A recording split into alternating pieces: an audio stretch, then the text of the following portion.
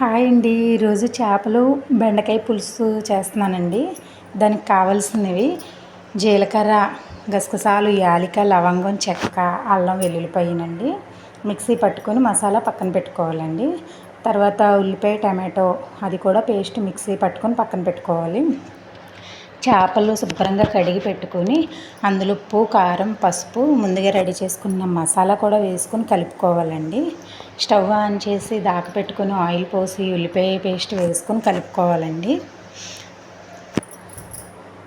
తర్వాత చేప ముక్కలు, బెండకాయ ముక్కలు వేసి బాగా మగ్గనివ్వాలండి. అందులోనే కొంచెం వాటర్ పోసుకొని సిమ్లో పెట్టి బాగా ఉడకనివ్వాలండి. బెండకాయలు అవి బాగా ఉడకాలి, సిమ్లో పెట్టుకుని ఉడకనివ్వాలండి. తర్వాత చింతపండు, నానబెట్టుకున్న చింతపండుని పులుసు తీసుకొని ఇది కొంచెం దగ్గర పడిన తర్వాత ముందుగా నానబెట్టుకున్న చింతపండు పులుసుని కూడా వేసుకోవాలండి. వేసుకొని బాగా కలుపుకోవాలండి.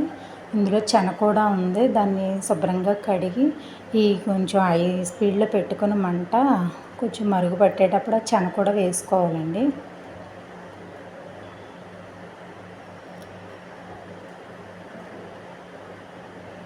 చింతపండు పులుసు వేసిన తర్వాత శనగ వేసుకోవాలండి. ముందే వేసుకుంటే మొత్తం అంతా విడిపోద్ది.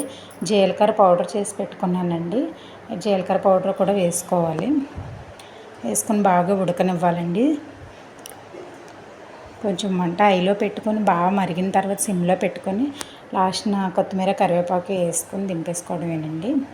ఎంతో టేస్టీగా ఉండే చేపలు బెండకాయ పులుసు రెడీ అండి. మీరు కూడా ట్రై చేయండి.